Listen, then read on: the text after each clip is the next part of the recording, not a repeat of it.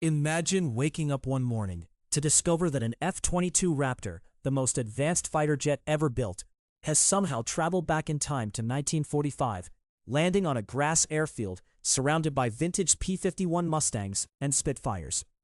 It's a scenario that challenges everything we know about military history and the evolution of warfare technology. If you love exploring mind-bending historical scenarios and cutting-edge military technology, make sure you subscribe to the channel for more thought-provoking content like this. Now, let's dive into what would actually happen if this 21st century marvel found itself in the skies of World War II. First, let's understand what we're dealing with. The F-22 Raptor is the result of decades of technological advancement, billions of dollars in research and development, and innovations that simply did not exist in the 1940s. This aircraft can reach speeds exceeding Mach 2, which means it travels faster than twice the speed of sound. In 1945, the fastest fighters in the world were just breaking the sound barrier experimentally. The F-22 does this routinely and without breaking a sweat. The stealth technology alone would be absolutely mind-bending to World War II engineers. The Raptor's design minimizes its radar cross-section, making it appear on radar screens as something no larger than a bird, if it appears at all. In the 1940s, radar was brand new technology.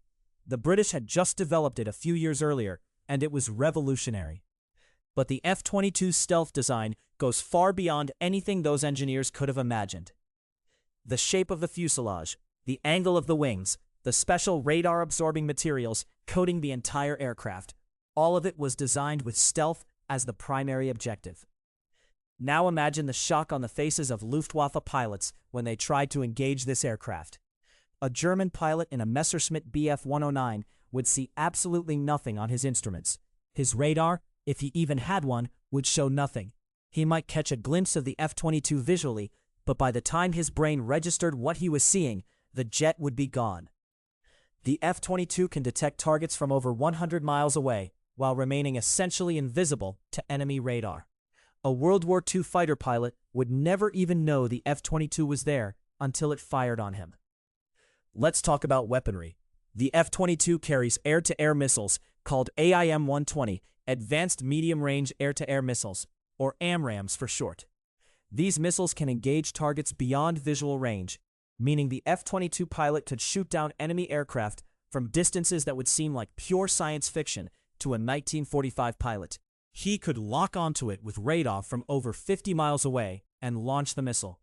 The missile would guide itself to the target with incredible accuracy. In contrast, a World War II pilot relied entirely on visual identification and gun combat.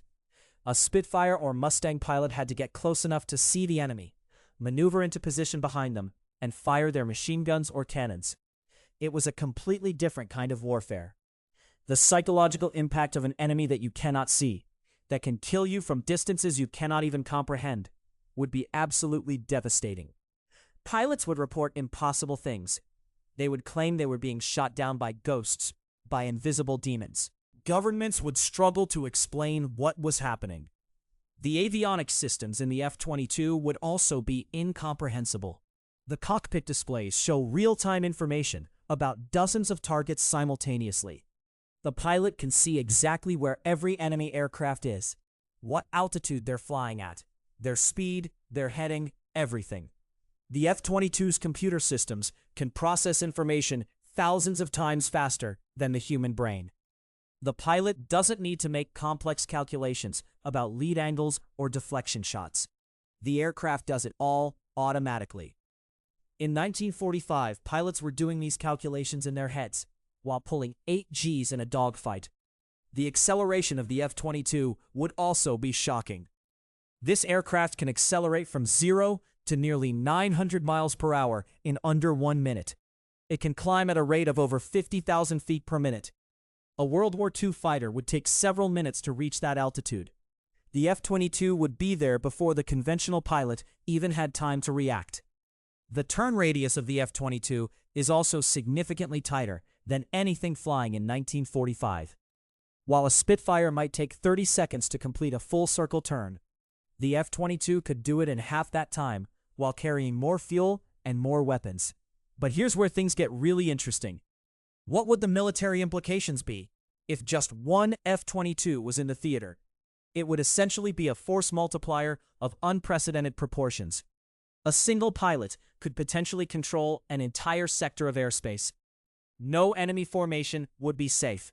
The Luftwaffe could send up 50 fighters, and they wouldn't be able to touch this one aircraft. From a strategic perspective, whichever side possessed this aircraft would win every air battle, hands down.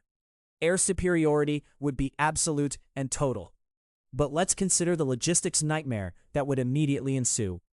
The F-22 requires incredibly sophisticated maintenance. Every component is specialized.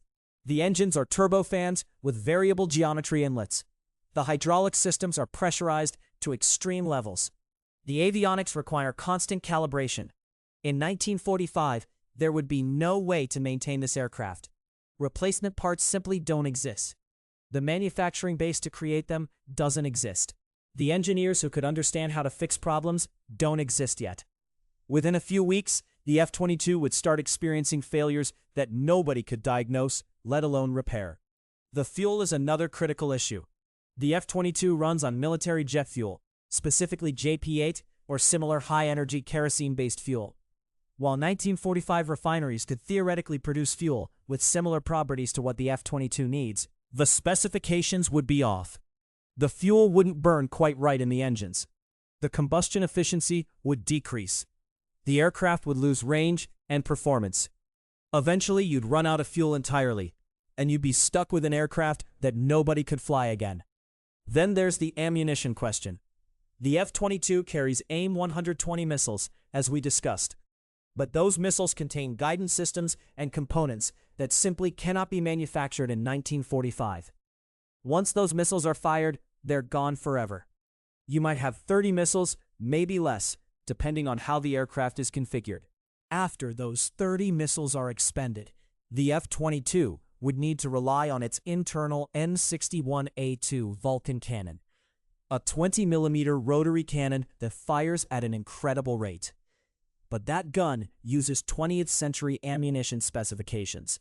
Again, you're burning through a finite supply that cannot be replenished. So the question becomes not whether the F-22 could win, but how long it could stay in the fight before it became useless. The answer is probably measured in weeks. The aircraft would be essentially invincible in combat, but it would be a severely limited invincibility. It would be like having a magical sword that could never be sharpened. It would cut through anything, but only until the blade was dull. Let's consider what the governments involved would do. The United States military, assuming the F-22 appeared on the American side, would keep it as secret as possible for as long as possible. They would study it, learn from it, try to reverse engineer parts of it. British and Soviet scientists would be desperate to examine it. The Germans would stop at nothing to capture it. It would become the most sought-after military asset in the entire world. Intelligence agencies would go to extraordinary lengths to either obtain the aircraft or destroy it to prevent the enemy from getting it. From a technological standpoint, the appearance of this aircraft in 1945 would accelerate the entire world's technological development by decades. The design principles alone, if understood correctly, would inspire innovations in aerodynamics, material science, and propulsion systems. But here's the thing. Understanding these design principles is not trivial.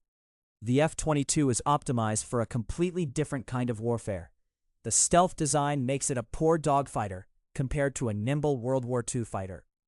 Its long-range missiles are incredible, but only if you have the infrastructure to maintain them.